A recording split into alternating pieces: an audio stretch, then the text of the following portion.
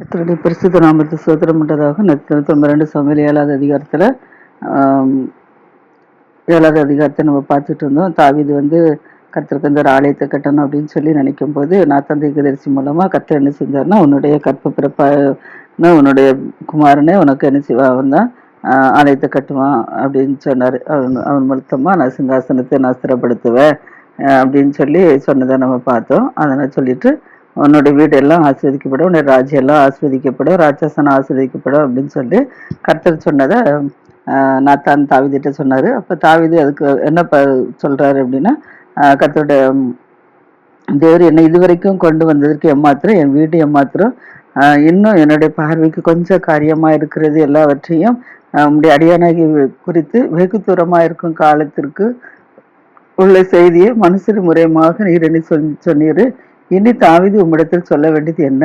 ஒண்ணுமே இல்லை, நீ தான் எல்லாமே சொல்லிட்டீல, இன்னும் ஒண்ணுமே இல்லை சொல்லி சொன்னாரு. கர்த்தராகிய ஆண்டவராக இருக்கிற நீர் உம்முடைய அடியானை அறிந்து கொண்டிருக்கிறீர். அதனால உம்முடைய வாக்கு திட்டத்தின் நிமித்தமும் உம்முடைய சித்தத்தின்படியே இந்த பெரிய காரியங்கள் எல்லாம் உம்முடைய அடியானுக்கு அறிவிக்கும்படிக்கு நீர் என்ன செஞ்சுட்டு எனக்கு தயவு செஞ்சுட்டு, ஆகியால் தேவனா கர்த்தரே நீர் தான் பெரியவர் என்று விளங்குது. நாங்கள் எங்கள் காதுகளால் கேட்ட சகல காரியங்களின்படியும் தேவருக்கு நிகரானவர் இல்லை, உண்மை தவிர வேறொரு தேவனும் இல்லை. முடி ஜனமாகிய இஸ்ரவேலுக்கு நிகரான ஜனமும் உண்டோ? பூலோகத்து ஜாதிகளில் இந்த ஒரே ஜாதியை தேவன் நமக்கு ஜனமாக மீட்கிறதற்கும் நமக்கு கீர்த்தி வழங்க பண்ணதற்கும் ஏற்பட்டாரு.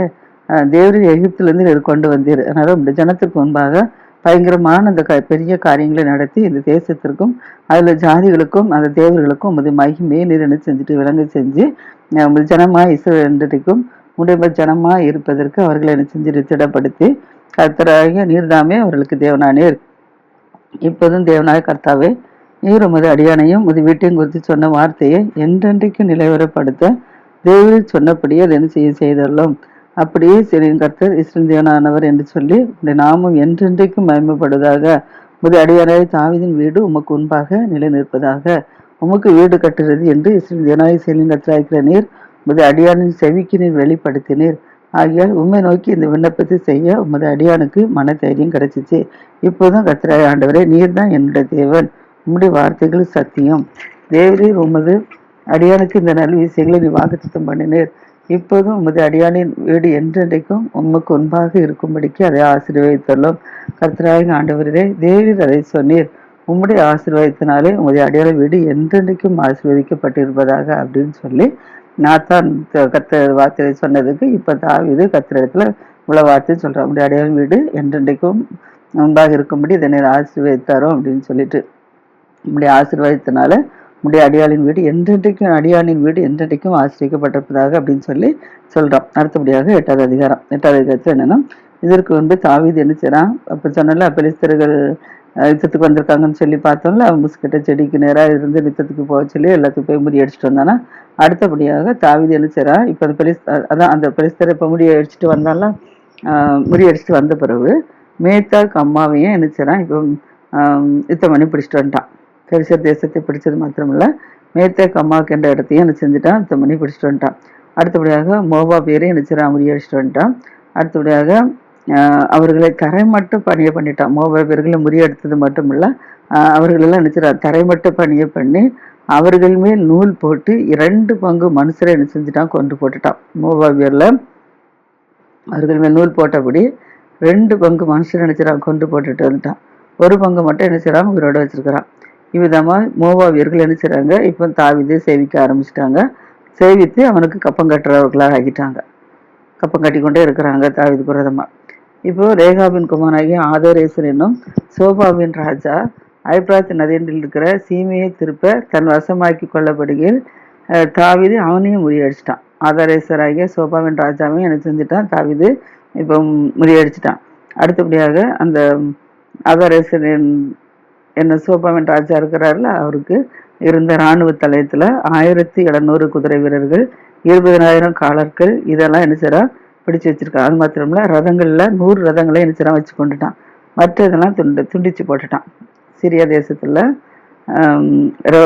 ஆதாரேசர் சோபா ராஜா உள்ள பொருட்கள் அவனை முறியடிச்சிட்டு அவனுக்கு இந்த இராணுவத்துல 1700 குதிரை வீரர்கள், 20,000 காலாட்கள், ரதங்களே 100 ரதங்கள், இதை மட்டும் பிடிச்சி வச்சுக்கிட்டு மற்ற இடத்துல நினைச்சிட்டான், துண்டாடி போட்டுட்டான்.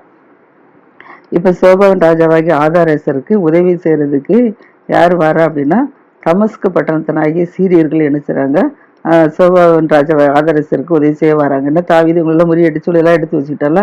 இதை கேள்விப்பட்டு உங்களுக்கு உதவி செய்யறதுக்கு சீரியர்கள் என்ன செய்றாங்க வராங்க. அந்த உதவி செய்ய வந்த சீரியர்களையும் தாவீது என்ன செய்றான், 22,000 பேரை என்ன செஞ்சுட்டான், வெட்டி போட்டுட்டான். உதவி செய்ய வந்த சீரியர்கள்ல இப்ப 22,000 பேர் என்ன செய்றாங்க, வெட்டப்பட்டுட்டாங்க. இப்ப தமஸ்கு அடுத்த சீரியாவிலையும் தானியங்களை என்ன செய்றான், தாவீது வைக்க ஆரம்பிச்சுட்டான். அதுல சீரியர்கள் இப்ப என்ன செய்றாங்க, தாவீதை சேவிக்க வேண்டிய சூழ்நிலையில வந்துட்டு தாவீதை சேவிக்க வந்துட்டு அவனுக்கு கப்பம் கட்டவும் ஆரம்பிச்சிட்டாங்க. தாவீதை சேவிக்கிறவங்க மோவாபியர்கள் எப்படி ரெண்டு பங்கு அடிச்சுட்டு முறியடிச்சுட்டு ஒரு பங்கு வச்சிருந்தாரு. அப்ப அவங்க தாவீதை சேவித்து அவனுக்கு கப்பம் கட்டுனாங்களோ அதே போல இப்ப இவங்களும் என்ன செய்றாங்க, சீரியர்லயும் 20,000 வெட்டி போட்டதுனால இப்ப இவங்களும் தாவீதை சேவித்து அவங்களுக்கு கப்பம் கட்டுறவங்களா என்ன செய்றாங்க, மாறிட்டாங்க. ஆனால் தாவீது போன இடத்துல எல்லாம் கர்த்தர் என்ன செஞ்சாரு, அவனை காப்பாற்றி கொண்டு வருகிறார். காரணம் அவன் கர்த்தரோடு இருக்கிறதுனால, கர்த்தர் இடத்துல ஆலோசனை கேட்டு செய்யறதுனால தாவீது எங்கெல்லாம் போறானோ அங்கெல்லாம் கர்த்தரோட என்ன செய்றாரு, காப்பாற்றி வர்றாரு. ஆதாரேசனுடைய சேவகருடைய பொற்பரிசைகளை தாவீது எடுத்துட்டான். அவங்க முறியடிச்சதுனால இந்த ஆதாரேசனுடைய ராஜாவை முறியடிச்சிட்டு வந்ததுனால அவனுடைய பொற்பரிசத்தையும் தாவீது எடுத்துட்டான். எடுத்துக்கொண்டு அதை என்ன செய்றான், எருசலேமுக்கு என்ன செய்றான், கொண்டு வந்துட்டான். இப்ப ஆதாரேசரின் பட்டணங்களாகிய பெத்தோரா, பெத்ராகிம், தாவீது ராஜா மகாத்துல்லான வெண்கலத்தையும் என்ன செய்றான், எடுத்து கொண்டு வந்துட்டான். இப்ப தாவீது வந்து ஆதாரேசருடைய இராணுவத்தையும் முறியடிச்ச செய்தியையும் யாரு கேள்விப்படுறான்னா, ஆமாத்தின் ராஜாவாக தோயி கேள்விப்படுறான். தாவீது வந்து ஆதாரேசரையும் இராணுவத்தையும் முறியடிச்ச செய்திய ஆமாத்தின் ராஜாவாகிய தோயி என்ன செய்தான், அதை கேள்விப்படுறான்.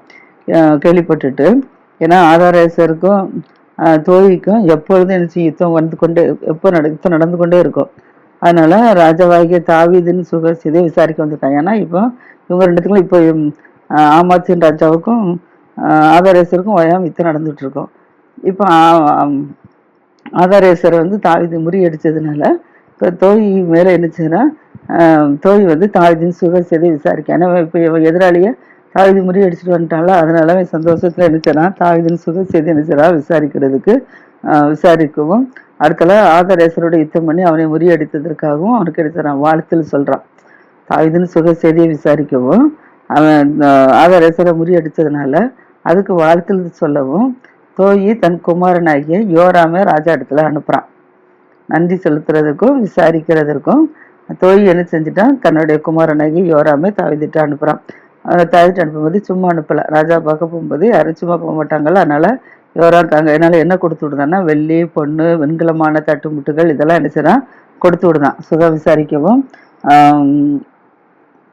அடுத்தல அவனுக்கு வாழ்த்தில் சொல்ல அனுப்புறவ சும்மா அனுப்பாதபடிக்கு வெள்ளி பொண்ணு வெண்கலமா தட்டு முட்டை எல்லாம் கொண்டு வரான். அவன் கொண்டு வந்ததெல்லாம் இப்ப தாவீது ராஜா அனுப்பிச்சுதான்.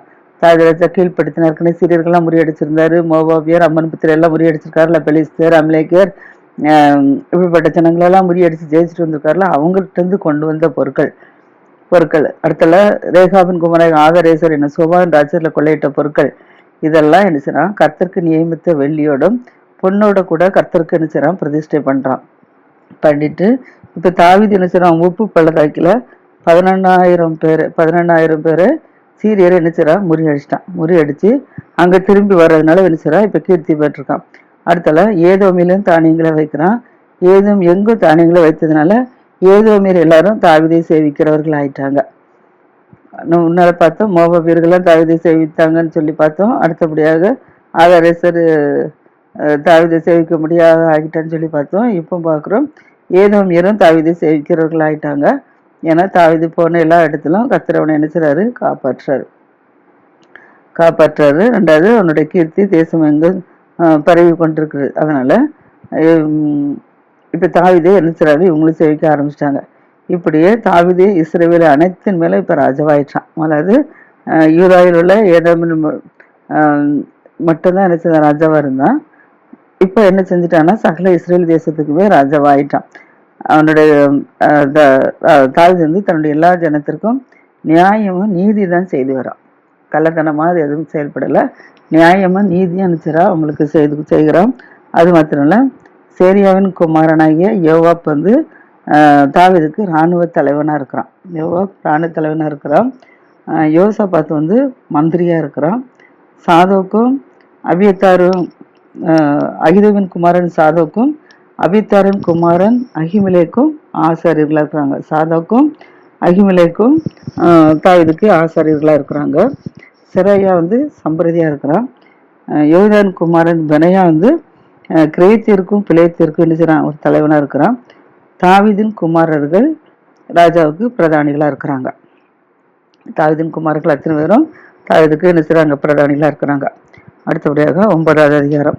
9வது அதிகாரத்தில் யோனத்தான் நிமித்தம் இப்போ யோனத்தான் என்ன செய்றான், சவுல் குடும்பம் அழிக்கப்பட்டுட்டு இஸ்போசேத்து செத்து போயிட்டான். மற்ற 3 பிள்ளைகளும் இறந்து போயிட்டாங்க. அதனால இப்போ என்ன செய்றான் அப்படின்னா, தாவீது சவுல் குடும்பத்தில் யாராவது இருக்காங்களா அப்படின்னு சொல்லி விசாரிக்கிறான். காரணம் என்னன்னா, அவங்களுக்கு தயவு செய்யறதுக்கு. ஏன்னா இஸ்போத் இறந்த பிறகு வேற யாரும் தயவு செய்யணும்ல. அதனால யோனத்தான் அவங்களுக்கு ஃப்ரெண்ட்ஷிப்பாக இருந்தாங்க. சவுலும் எதிராக இருந்தாலும் சவுளுடைய மகளை கட்டினாரு.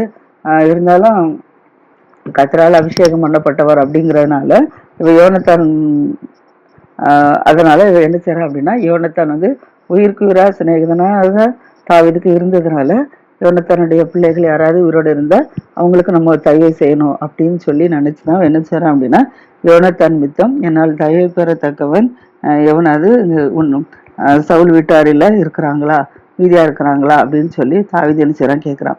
அப்படி கேட்ட உடனே சவுலின் வீட்டு வேலைக்காரனாகிய சீபா என்னும் ஒரு பேர் உள்ளவனு என்ன செய்றாங்க, தாவீதுட்டு அழைச்சிட்டு வர்றாங்க.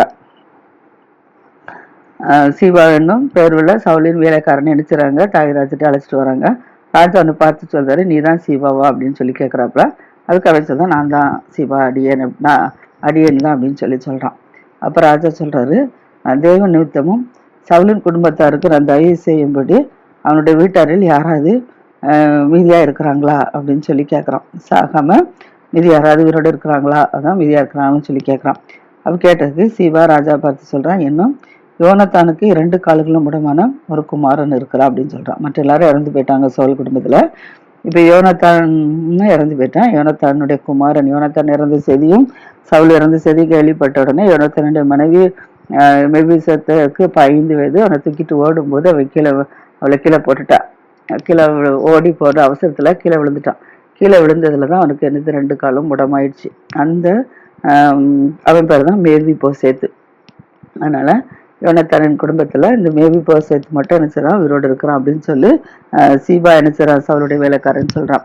அப்படி சொன்ன உடனே இப்போ ராஜா கேட்கிறாரு, அவன் எங்க இருக்கிறான் அப்படின்னு சொல்லி கேட்கிறாரு. அதுக்கு சீபா சொல்றான், லோதேபாரில அம்மேலின் குமாராகிய மாகிரின் வீட்டுல இருக்கிறான் அப்படின்னு சொல்றாப்புல. உடனே தாவீது ராஜா அங்க ஆட்களை அனுப்பி அந்த லோதேபாரி இருக்கிற அம்மேலு வீட்டில் இருக்கிற மாகின் வீட்டில் இருக்கிற சீபாவை மேவிபோசேத்தை என்ன செய்றாரு, அழைக்கிறார். அழைத்தது மித்தமாக இப்ப மேவிபோசேத் என்ன செய்றான், தாவீது இடத்துக்கு வருகிறான். தன் மகன் மேவிபோசேத் தாவீது இடத்துக்கு வரான்.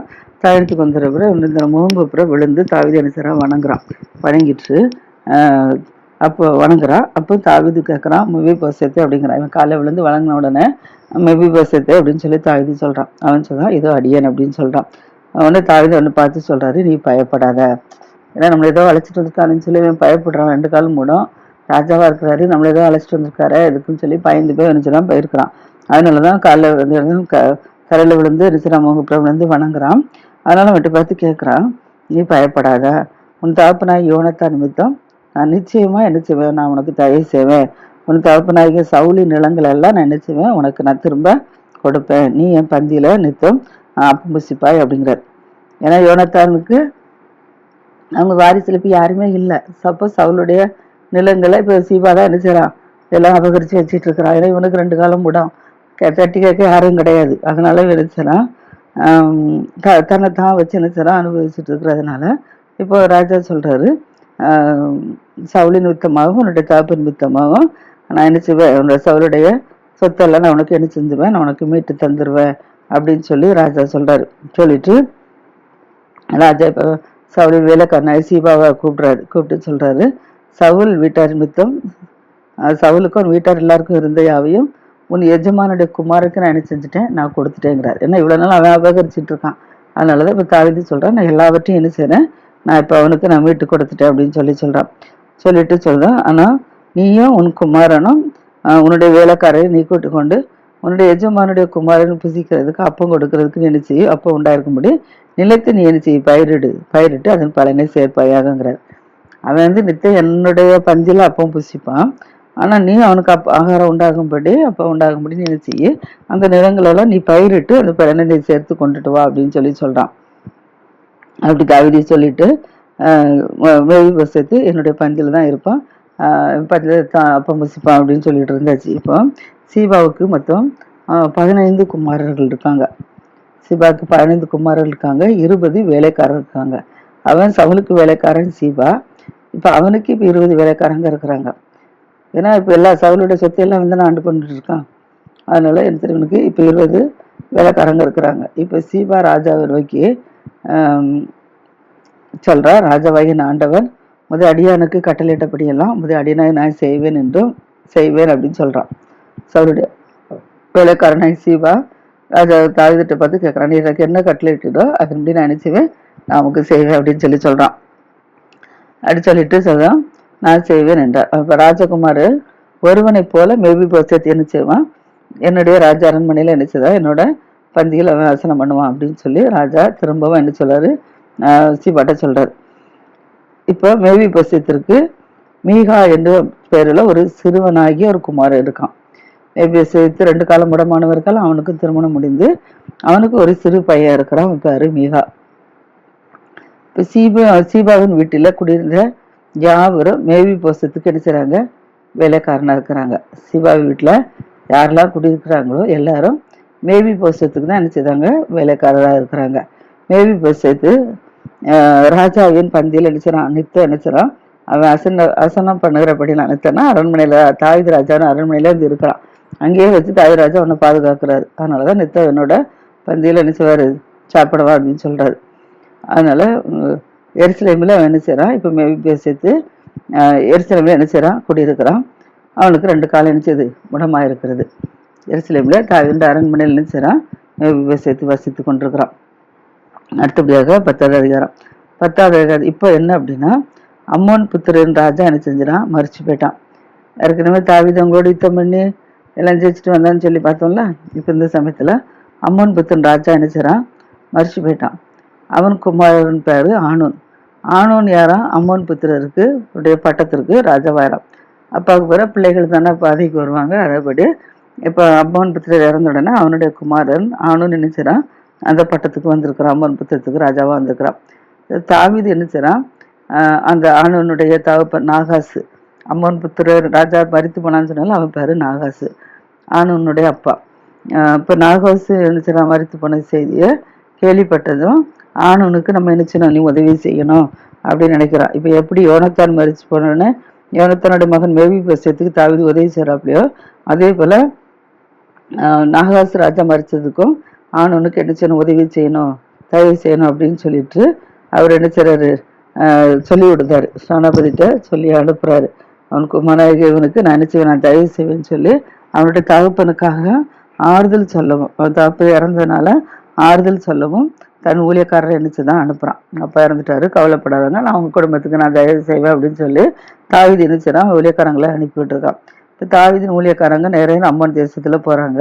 போய் நிறைய என்ன செய்றாங்க, நாகாசுடைய மகன் ஆனூன்ட்டு சொல்றாங்க, தாவீது ராஜா அதை நல்லா விசாரிச்சுட்டு வர சொன்னாரு, அடுத்தால உங்களுக்கு எல்லாம் தயவு செய்வேன்னு சொன்னாரு அப்படின்னு சொல்லி போய் தாவீதினுடைய வேலைக்காரங்க போய் சொல்றாங்க. ஆனா அம்மன் புத்திரர் பிரபுக்கள் என்ன செய்றாங்க அப்படின்னா, ஆனூனை பார்த்து சொல்றாங்க, தாவீதின் ஆறுதல் சொல்றான்படி என்ன செய்வான், அம்மிடத்தில் ஆட்களை அனுப்புனது உம்முடைய தகப்பனை கணம் பண்ணுறதா உமக்கு தோன்றுதா, இந்த தகப்பனை கணம் பண்ண வரல, இந்த பட்டணத்தை என்ன செய்ய வரான், ஆராய்ந்து அதை வந்து உளவு பார்த்து அதை கவிழ்த்து போடக்குதான் என்ன செய்யறான், தாவீது தன்னுடைய ஊழியக்காரரை அனுப்பியிருக்கான் அப்படின்னு சொல்றாப்ல. அப்படி சொன்னோன்னே இப்போ ஆனூன் என்ன செஞ்சுட்டான், அப்போ தாவீது நம்மகிட்ட நல்லா விசாரிக்கிறதுக்கு தேவை பண்ணக்கும் அனுப்பல, யுத்தம் பண்ண தான் அனுப்பியிருக்கான் போல அப்படின்னு நினைச்சிட்டான். இப்போ அவனுடைய பிரபுக்கள் சொல்ல கேட்டு என்ன செய்றான், ஏமாந்துட்டான் ஆனூன்.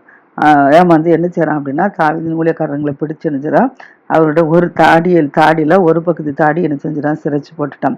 அவனுடைய வஸ்திரங்களை என்ன செய்றான், இருப்பிட மட்டும் வைத்துட்டு மற்ற பாதி வஸ்திரத்தை என்ன செய்றான், கத்தரித்து போட்டு அனுப்பிட்டான். இப்போ இந்த செய்தியை தாவீது ராஜாவுக்கு கேள்விப்படுறாரு. தாவீது ராஜா கேள்விப்பட்ட உடனே இப்போ ஜனங்கள் அறத்தாடி இல்ல. வஸ்திரம் எடுப்பு மட்டும் தான் இருக்குது. இந்த வஸ்திரத்த மானத்தை மறைக்கிறதுக்கு மட்டும் தான் இருக்கு. ஏற்பட மட்டும். அதுக்கப்புறம் வஸ்திரம் இல்ல. அப்ப இதோட அவங்க எப்படி வர முடியும்? ஒரு பக்கம் தாடிலாம் இல்லாதபடிக்கு சிலைக்காம அங்க என்ன செய்ய முடியாது, ஊருக்குள்ள வர முடியாது. அதனால அவங்க என்ன செய்றாங்க, வெட்கப்பட்டபடி இருக்கிறனால தாவீது அவங்களுக்கு எதிராக என்ன செய்றான், ஆட்களை அனுப்புறாரு.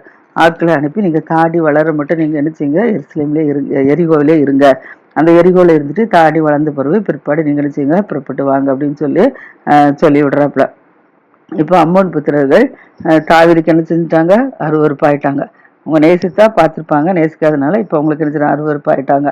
அதனால இப்போ என்ன செய்றாங்க, இப்போ அம்மோன் புத்திரர்கள் இனி நம்மளை தாவீது நம்முடைய யுத்தத்துக்கு நிச்சயம் வருவான் அப்படின்னு சொல்லி பயந்து போய் அவங்க என்ன செய்றாங்க, ஸ்தானாபதிகளை பெத்ரேகோப் தேசத்து சீரியருக்கும் சோபாவில சீரியருக்கும் 20,000 காலாட்களையும் மாக்கா தேசத்து ராஜுகள் 1000 பேரையும் நினைச்சான்.